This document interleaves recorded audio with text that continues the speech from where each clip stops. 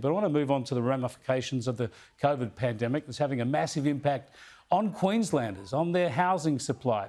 As Australians shift away from the big cities like Melbourne and Sydney, the Property Council of Australia is warning more than 220,000 people could move to Queensland over the next 5 years, adding further pressure to a system that's already in crisis. So bad has the housing crisis become that charities have resorted to handing out tents to families unable to find a home.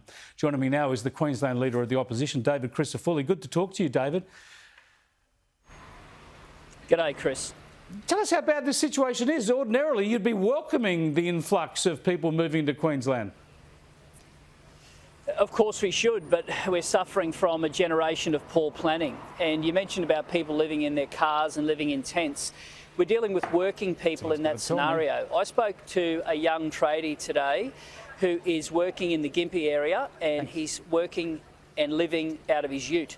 I met a young woman in Townsville who's been in the city for nearly 20 years. She's just recently separated and she just cannot find a place to live. These are working people, and I just can't stress how dire it is. Now, you mentioned about welcoming people from interstate. Of course we should. That's what dreams are made of. That's what great states are built on. But for the last 7 years, because of a lack of infrastructure planning, we have seen the number of lots that have approved fallen by a third. Now, what that does is it creates a feeding frenzy at the bottom of the market. If you couple that with a lack of social housing and a lack of community housing, you've got a recipe for disaster. And is it any wonder that people are literally scrapping and just trying to get an application in, and the market is running red hot, and it's the innocent everyday person who wants to buy a home or rent a home who's falling through the cracks? Yeah, now you want a summit. You want people getting together to come up with solutions. You must have some ideas, though, yourself, of how to solve the crisis. I do, Chris, and we've put forward 3 ideas that we've got from listening to Queenslanders. One is to actually build infrastructure and release land and release it immediately. The second is to address the issue that is a lack of social housing. We haven't built anything near what's kept pace with population, let alone growth. And if you look at the Auditor General, he did the most scathing report on what has been generational failure. And the third is working with the community housing sector, which this government has a philosophical aversion to. But it's not just me calling for urgent action, it's people from all ends of the spectrum. Everything from the Council of Social Services through to the Property Council. And they are all on a unity ticket, and that is that the government has poorly planned and now it has reached crisis stage. And today, the old mantra, blame everyone else. Today's it was blaming councils, saying that somehow every single council is to blame. You watch, tomorrow it'll be the former federal government, it'll be COVID the day after. They are in their 3rd term, they are tired, they are lazy, they can't plan, and their only default is to blame everyone else other than look in the mirror.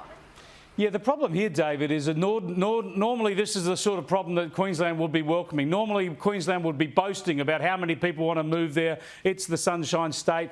Everybody wants to shift from the south, and they would be welcoming this and finding a way to deal with it, build more housing and make plenty of money out of it. But you're falling apart in this way. You've got people being put up in tents, but this has happened at the same time that Queensland's bid for and won the Olympic Games. How are you going to deliver the Olympic Games if you can't house your own people?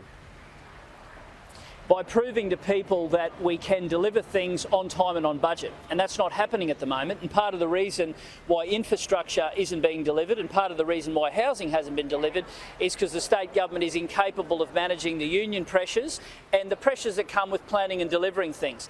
I'm not going to chase people away from Queensland, and whilst my role as opposition leader is to hold a very bad government accountable, I'm not going to tell people not to come to Queensland, and I'm not going to tell them not to have faith in Queensland. This is a magnificent state, and if you look at our natural assets, agriculture, tourism, mining, if you couple that with the new age opportunities in education, medicine, business relocation here, the Olympics, we have so much to offer. We just need a government that knows how to plan and deliver things. And my message is, if this government isn't capable of running a proper planned strategy, well then we will. But I can assure you Queenslanders are waiting to toss them out. In the meantime, we want them just to sit up and actually start listening, because I tell you, every day there's a chorus, whether it's the health crisis, the youth crime wave, the absolute housing nightmare we're living in. There's somebody different lining up from a different part of the political spectrum to tell them that they have stopped listening, and the only consistent is they continue doing it, and they have tuned out. Yeah, David, it's a shocking situation. I want to move on to something unrelated, though, and that is the Australian arm of that biotech company, Ellume, makers of the COVID rapid test. They've gone into voluntary administration. This is a company, I think, heralded by Anastasia Palaszczuk as a great success story, and one of 10 companies that was given $50 million in COVID grants. What's going on here? Chris, I don't mind governments partnering with the private sector, and I don't mind governments taking a punt on them.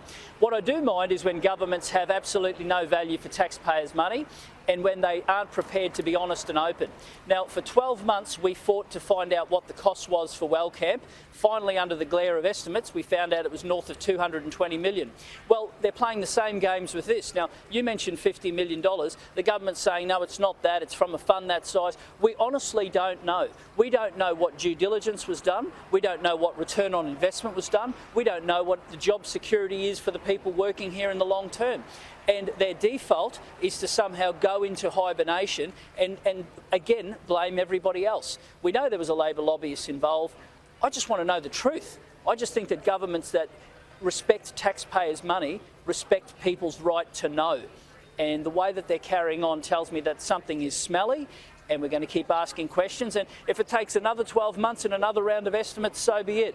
I would like to think that maybe they can come clean and just admit what it is, what due diligence was done, and then we can hold them accountable and move on with life. Yep, transparency is not too much to ask. Thanks for joining us, David. Thanks for your time, Chris.